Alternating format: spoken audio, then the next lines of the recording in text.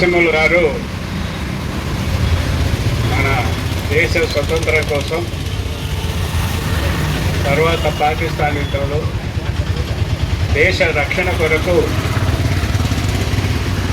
ఆర్మీలో చేరి ఈ భారతదేశాన్ని కాపాడే విషయంలో తను చాలా గొప్పగా ధైర్యం చేసి మిలిటరీలో చేరి మిలిటరీ సర్వీస్ అంతా చేశారు.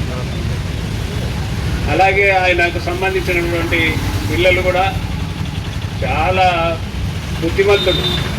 ఎవరి ప్రస్తావన కానీ ఎవరి ఇది కాకుండా ఇక్కడికి దగ్గరలో ఉన్నట్టు అమ్మవారి సేవలు చేసుకుంటూ, అలాగే భార్గవి అనే పెద్దలు పుష్పగిరి క్షేత్రం కొరకు ఆర్నిషాలు గత 10 సంవత్సరాల నుంచి నేను చూస్తున్నా. ఆ పుష్పగిరి క్షేత్రానికి ఒక గిరి ప్రదక్షిణను తయారు చేసి మరి ఎంతోమంది ఆధ్యాత్మిక స్నేహితులందరినీ జమ చేసుకొని ప్రతి నెల పున్నమి రోజు ఆ గిరి ప్రదక్షిణ జరిపించి ఆ చెన్నకేశవ స్వామి యొక్క ఆశీస్సులు పొందుతూ ఒక దైవ చింతనతో జీవించేటటువంటి ఒక కుటుంబం మీద అర్ధరాత్రి ఒక అధికారం ఉంది అనేటటువంటి ఒక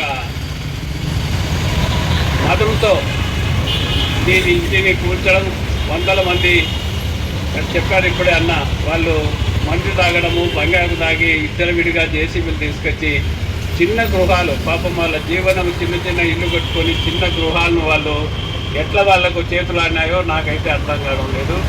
అట్లా వాళ్ళ ఇవన్నీ పడగొట్టి చిన్నాభిన్నం చేసి ఇవన్నీ కూడా ఏదో వాళ్ళ సొంత ఆస్తిలాగా దీన్ని ఇది స్వాధీనం చేసుకోవాలనేటువంటి ఒక చెడ్డ ఉద్దేశంతో చేసినటువంటి కార్యక్రమానికి ఆ రాజకీయ పార్టీలన్నీ, వామపక్ష పార్టీలు ముఖ్యంగా దీంట్లో మంచి పాత్ర పోషించి ఆ కుటుంబాలకు అండగా ఉండి వాళ్లకు తోడుగా ఉండి కలెక్టర్ దృష్టికి, ఎస్పీ దృష్టికి తీసుకుపోయి ఈ యొక్క జరిగినటువంటి సంఘటన అరాచకాన్ని వివరించి కొంతవరకు న్యాయం చేసేదానికి అటు సిపిఐ, సిపిఎం, మిగతా ప్రజా సంఘ పార్టీలు, కొంతమంది తెలుగుదేశం నాయకులు అందరూ కూడా ప్రయత్నించారు. కానీ వాళ్లకు పూర్తి స్థాయిలో న్యాయం జరగలేదు.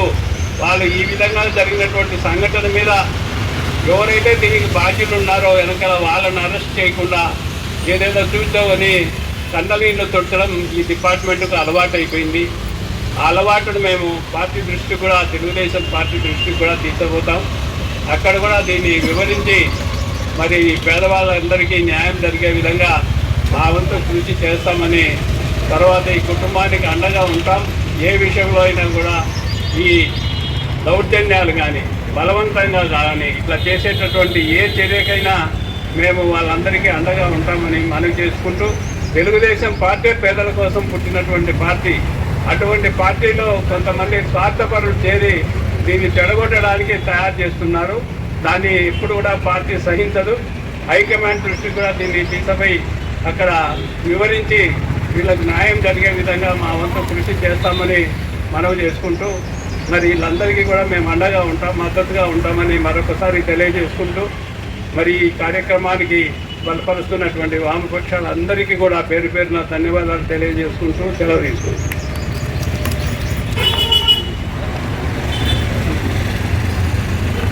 టీడీపీ సీనియర్ నాయకులు లక్ష్మీరెడ్డి గారికి ధన్యవాదాలు తెలియజేసుకుంటున్నాము.